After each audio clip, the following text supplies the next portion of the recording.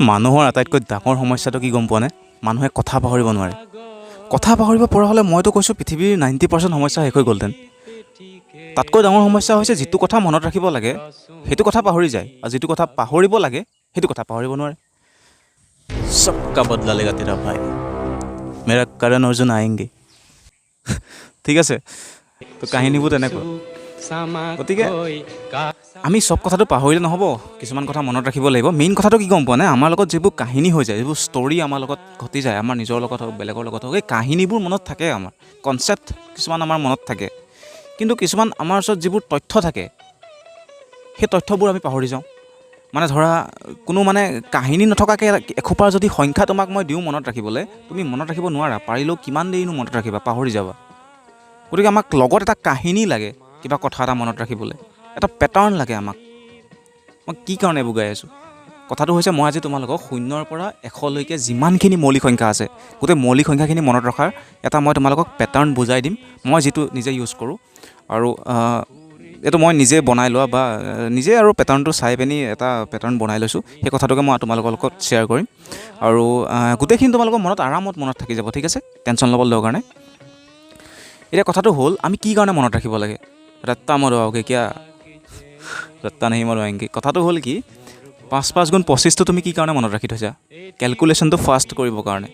ঠিক আছে, কিছুমান বস্তু আমি অংকত মনত ৰাখিব লগাত পৰে, কিন্তু এইটো কথা জানি ল'ব লাগে যে বস্তুটো হৈছে কি কাৰণে, তাৰপিছত তুমি মনত ৰাখিব পাৰা। কেলকুলেশ্যনটো ফাষ্ট কৰিবৰ কাৰণে। অংক চবেই কৰিব পাৰিব, কিন্তু কিমান সোনকালে কোনে কৰিব পাৰিব, সেইটো এটা কথা আহি পৰে। ঠিক আছে, কথাটো হ'ল, আমি নহ'লেতো 5 × 5 = 25 মানে কি? 5টা 5 যোগ কৰি দিব লাগে। আমি এতিয়া 5টা 5 যোগ কৰি থাকিম নেকি? 5 × 5 = 25 বুলি কি কাৰণে মনত ৰাখি থৈছোঁ? কিবা এটা কাৰণ আছে। ঠিক তেনেকৈ আমি মৌলিক সংখ্যাবোৰ কেনেকৈ উলিয়াম, বাৰে বাৰে উলিয়াই থাকিম নেকি? মৌলিক সংখ্যা কাক কয়, মৌলিক সংখ্যা বুলিয়ে কি কাৰণে কয়, কেনেকৈ উলিয়াই, ইয়াৰ কাৰণে এইটো ভিডিঅ' নহয়, তাৰ কাৰণে বেলেগ ভিডিঅ' মই বনাম। ঠিক আছে, এই ভিডিঅ'টোৰ উদ্দেশ্যটো হৈছে, মই 0ৰ পৰা 100লৈকে যিমান মৌলিক সংখ্যা আছে গোটেইখিনি তোমালোকক মনত ৰখুৱাই দিম, জাষ্ট মনত ৰাখিব কাৰণে এই ভিডিঅ'টো। ঠিক আছে, কথাটো হ'ল, এতিয়া কেনেকৈ মনত ৰাখিবা? মই কি ক'লোঁ, আমাক এটা ষ্টৰী লাগে, আমাক এটা পেটাৰ্ণ লাগে বস্তু মনত ৰাখিবলৈ। কথাটো হ'ল, সংখ্যাবোৰ চোৱাচোন। প্ৰথমতে সংখ্যাকেইটা কি আছে, মই ছাইডত চাগে লিখি দিম এনেকৈ। প্ৰথম যোনকেইটা এটা ডিজিটৰ সংখ্যা আছে আমাৰ ওচৰত, মানে 2, 3, 4 এইবোৰ এটা ডিজিটৰ সংখ্যা, 11, 12 এইবোৰ দুটা ডিজিটৰ সংখ্যা। ঠিক আছে, তো এটা ডিজিটৰ আমাৰ ওচৰত যিমান সংখ্যা আছে মৌলিক সংখ্যাৰ ভিতৰত, 0ৰ পৰা 100ৰ ভিতৰত, ঠিক আছে, সেই সংখ্যাকেইটা হ'ল কি? 2, 3, 5, 7। 2, 3, 5, 7। ঠিক আছে, নেক্সট ডাবল ডিজিটৰ সংখ্যা কি কি আছে আমাৰ ওচৰত? আৰম্ভণিটো ক'ৰ পৰা হৈছে? 11ৰ পৰা, 11, 13, 17, 19। ঠিক আছে, এইকেইটা হৈছে ডাবল ডিজিটৰ সংখ্যা, আৰু যাৰ দশকৰ ঘৰৰ সংখ্যাটো, যোনটো প্ৰথম সংখ্যাটো, বাওঁফালৰ পৰা প্ৰথম সংখ্যা, সেই সংখ্যাটো 1। বাওঁফালৰ পৰা যাৰ প্ৰথম সংখ্যাটো 1, দশকৰ ঘৰৰ সংখ্যাটো 1, তেনেকুৱা সংখ্যা আমাৰ ওচৰত 4টা আছে। সেইকেইটা হৈছে 11, 13, 17, 19। এটা কথা মই তোমালোকক কৈ থওঁ, যিমানখিনি মৌলিক সংখ্যা আমাৰ ওচৰত ডাবল ডিজিটৰ আছে, ডাবল ডিজিটৰ আমাৰ ওচৰত কেইটামান কথা তোমালোকক ক'ব লাগিব। প্ৰথম কথা হৈছে, যিমানখিনি সংখ্যা আমাৰ ওচৰত ডাবল ডিজিটৰ সংখ্যা আছে, মৌলিক সংখ্যা, গোটেইখিনিৰ এককৰ ঘৰৰ সংখ্যাটো, মানে 12 সংখ্যাটোৰ এককৰ ঘৰৰ সংখ্যা কি? 2। সেই এককৰ ঘৰৰ সংখ্যাটো নহ'লে 1 হ'ব, নহ'লে 3 হ'ব, নহ'লে 7 হ'ব, নহ'লে 9 হ'ব। এই কথাটো একদম লিখি ৰাখি মনত ৰাখিবা। এককৰ ঘৰৰ সংখ্যাটো নহ'লে 1 হ'ব, নহ'লে 3 হ'ব, নহ'লে 7 হ'ব, নহ'লে 9 হ'ব। এই কথাটো যদি তুমি জানা, তেতিয়াহ'লে চোৱাচোন, প্ৰথম সংখ্যাটো 1 থকা আমাৰ ওচৰত সংখ্যা কেইটা আছে? 4টা আছে। আৰু সেই আমি এটা কথা গম পালোঁ যে প্ৰথম সংখ্যাটো 1 হোৱা, বাওঁফালৰ পৰা প্ৰথম সংখ্যাটো 1 হোৱা, দশকৰ ঘৰৰ সংখ্যাটো 1 হোৱা মৌলিক সংখ্যা আমাৰ ওচৰত 4টা আছে। সেই কথাটো যদি আমি জানো, আৰু প্ৰতিটো ডাবল ডিজিটৰ মৌলিক সংখ্যাৰ এককৰ ঘৰৰ সংখ্যাটো নহ'লে 1 হ'ব, নহ'লে 3 হ'ব, নহ'লে 7 হ'ব, নহ'লে 9 হ'ব। এতিয়া 1ৰ লগত প্ৰথমতে মই 1 বহাই দিলোঁ, 11 বনি গ'ল। 1ৰ লগত মই 3 বহাই দিলোঁ, 13 বনি গ'ল। 1ৰ লগত মই তাৰপিছত 3 পিছত কি হ'ব পাৰে? 7 হ'ব পাৰে। তো 1ৰ লগত মই 7 বহাই দিলোঁ, 17 বনি গ'ল। 1ৰ লগত মই 9 বহাই দিলোঁ, কি বনি গ'ল? 19 বনি গ'ল। তো এই 4টাৰ মই সেইটো নিয়ম মতে মই সেই 4টা পাই গ'লোঁ। তাৰ নেক্সটখিনি চোৱা, নেক্সটখিনি কেনেকৈ মনত ৰাখিবা? তাৰ পাছৰ সংখ্যা দুটা কি? দশকৰ ঘৰৰ সংখ্যাটো 2 থকা সংখ্যা চাম এতিয়া আমি। প্ৰথম বাওঁফালৰ পৰা প্ৰথম সংখ্যাটো 2 থকা সংখ্যা কেইটা আছে আমাৰ ওচৰত? 2টা আছে, 23, 29। মই বুজাই আছোঁ চোৱা। তাৰপিছত দশকৰ ঘৰৰ সংখ্যাটো 3 থকা সংখ্যা আমাৰ ওচৰত কেইটা আছে? 2টা আছে, 31, 37। এতিয়া চাবা, দশকৰ ঘৰৰ সংখ্যাটো 4 থকা সংখ্যা আমাৰ ওচৰত কেইটা আছে? 3টা আছে, 41, 43, 47।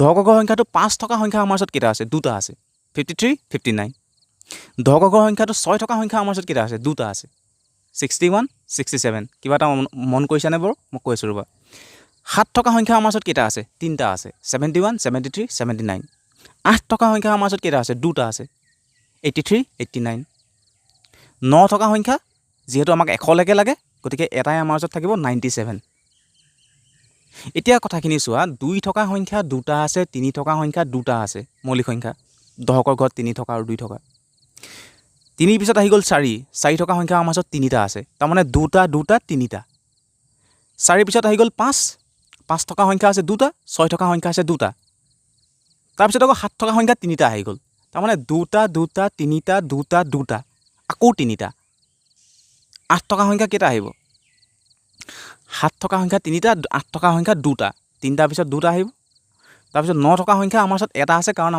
আমাৰ ওচৰত আমি 100 লৈকে চাইছোঁ আৰু 9 থকা সংখ্যা আমি এটা পাইছোঁ পাছতো চালোঁ এটাই থাকে যিয়ে নহওক বা আমাক 100 লৈকে আছে 100টো আমাৰ বাউণ্ডেৰী গতিকে 100ৰ পাছত 9 থকা সংখ্যা আমাৰ ওচৰত এটা আছে 97 গতিকে আমি এইটো কথা মনত ৰাখিব লাগিব যে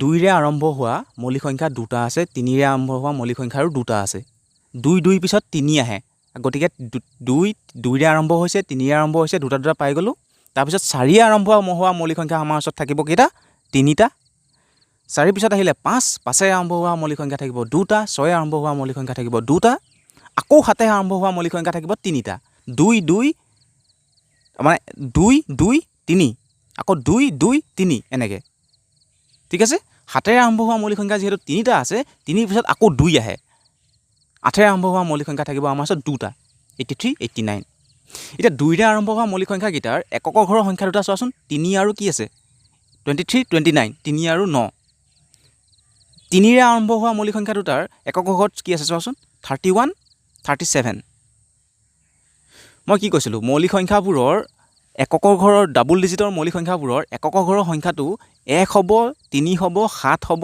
9 হ'ব এইটো চিৰিয়েলি এনেকৈ যায় ঠিক আছে এতিয়া কথাটো হ'ল 2 থকাৰ মৌলিক সংখ্যা সন্মুখত 2 থকা মৌলিক সংখ্যা আছে দুটা আৰু এককৰ ঘৰত আছে 23 29 এককৰ ঘৰত এটা আছে 3 এটাত আছে 9 আৰু তাৰপিছতে 3 থকাৰ মৌলিক সংখ্যা দুটাৰ এককৰ ঘৰৰ সংখ্যা দুটা মনত ৰাখিবা কি আছে 1 আৰু 7 হ'ল 4 থকা 4ৰে আৰম্ভ হোৱা মৌলিক সংখ্যাকেইটাৰ এককৰ ঘৰত কি থাকিব পাৰে মৌলিক সংখ্যা এককৰ ঘৰত কি থাকিব পাৰে 1 থাকিব পাৰে 41 তাৰপিছত একৰ পিছত কি আহে 3 43 তাৰপিছত কি আহে 7 1 3 7 9 নহয় জানো এইকেইটা সংখ্যাই থাকিব পাৰে পাছফালে 4 পিছত 1 লগাই দিলোঁ তাৰপিছত 4 পিছত কি লগাম যিটো তিনিটা লাগিব আমাক 4 থকা 4 পিছত একৰ পিছত 3 43 তাৰপিছত 47 4 থকা তিনিটা সংখ্যা পালোঁ তাৰপিছত 5 থকা মই কেইটা সংখ্যা পাম 3 পিছত 2 5 থকা সংখ্যা দুটা যিহেতু প্ৰথম যোন দুটা সংখ্যা পাওঁ সেই দুটা সংখ্যাৰ 2 লগতো প্ৰথম 2 এককৰ ঘৰত 3 আৰু 9 আছিলে গতিকে 5ৰ লগতো এককৰ ঘৰত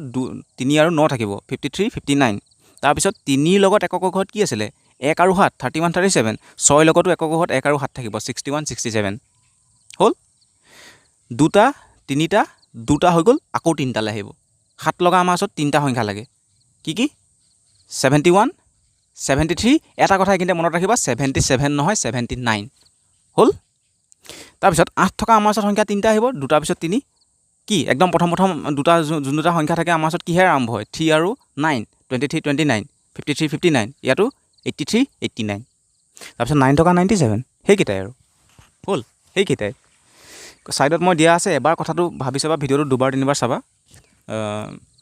তেনেকৈ মনত ৰাখিব পাৰি এটা পেটাৰ্ণ লাগে আমাক যেনেকৈ তেনেকৈ সংখ্যা এসোপা তোমাক দলিয়াই দিলে তুমি মনত ৰাখিব নোৱাৰা কাহিনী এটা লাগে পাছফালে কিবা কথা এটা মনত ৰাখিবলৈ এটা শব্দ মনত ৰাখিব নোৱাৰোঁ আমি এটা বাক্য মনত ৰাখিব পাৰোঁ এই কথাটো মনত ৰাখিবা ঠিক আছে ধন্যবাদ